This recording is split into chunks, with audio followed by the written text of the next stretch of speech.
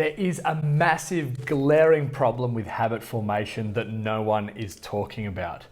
And this problem results in people just like you setting goals, planning habits, only to come crashing down in flames a couple of weeks later.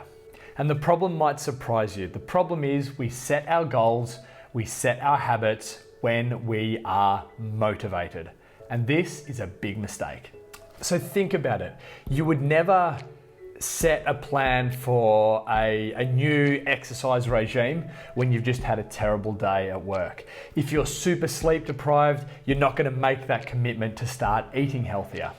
And you would only commit to these changes when you're feeling some degree of motivation. And of course, the problem with trying to rely on motivation is that it comes in waves. Sometimes it peaks when it's high, sometimes it's in a trough when it's low. And 50% of the time, our motivation is lower than average.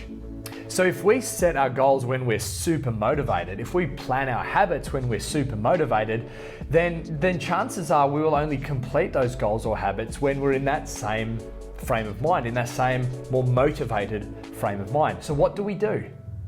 Well, we need to flip this on its head and we need to plan our habits when our motivation is at its lowest. We need to plan our habits when you've had a bad day at work, when it's 3:30 a.m. in the morning and the baby's teething, when you're sleep deprived. These are the times to set your habits.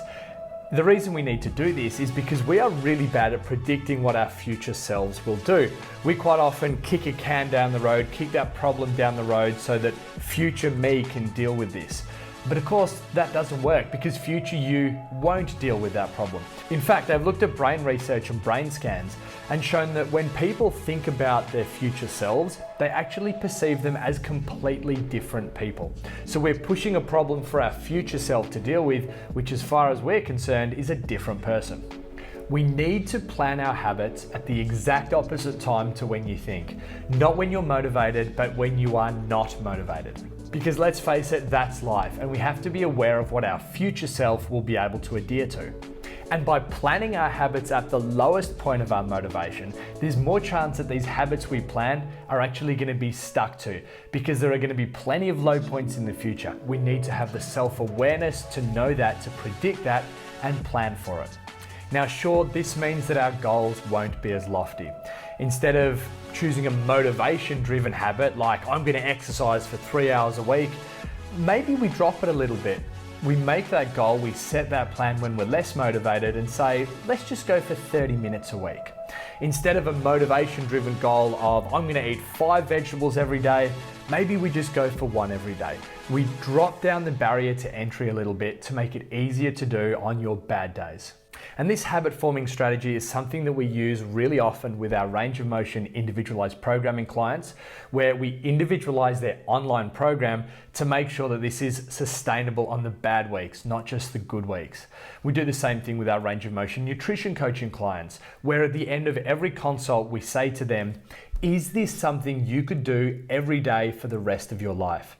If the answer is no, we make that goal or that habit a little bit easier. Again, we lower that barrier to entry to ensure that this is something which is going to be sustainable forever. So by lowering this barrier for entry, effectively what we're trying to do, instead of trying to take someone from a 2 out of 10 in terms of their exercise habits to a 10 out of 10, or eating at a 2 out of 10 level to eating at a 10 out of 10 level, we're saying, let's just move from a 2 to a 3. Progress. We're not chasing perfection, we're just chasing that little bit of progress. 3 out of 10 is not great when it comes to exercise, but it's 50% better than 2 out of 10. As long as we're moving towards that 10, we're moving in the right direction.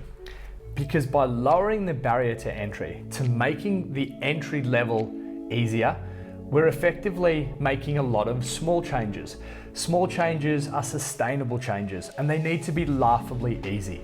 If you don't laugh and think, well, of course I can do that, then maybe the changes you're making are too much. Not too much for the good days, but too much for those baddest of bad days. And these tiny little changes are changes that can become habits, and these habits accumulate. And maybe once you've moved from a 2 out of 10 to a 3 out of 10, you can start thinking about that 4 out of 10. But only if 4 out of 10 is a habit that your unmotivated self can stick with.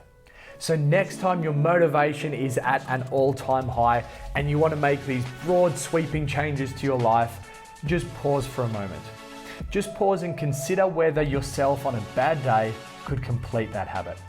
Because if not, we start to go down a really dangerous, slippery slope. We start to believe and perceive and condition our minds to think that we are the sort of people who cannot follow through on our habits. If you set 10 big goals, 10 big habits, and you fall short on all of them, you start to think that you are the sort of person who can't follow through on their goals. Whereas if you can just notch up some small wins, you will start to think, hey, I'm the sort of person who follows through. I'm the sort of person who can do what I set my mind to. And in the long run, if we accumulate that, we then really start to get some positive changes in behavior. Because in the end, a series of small habits that you can sustain forever are worth much more than those big, grand gestures that fall apart on your first bad day.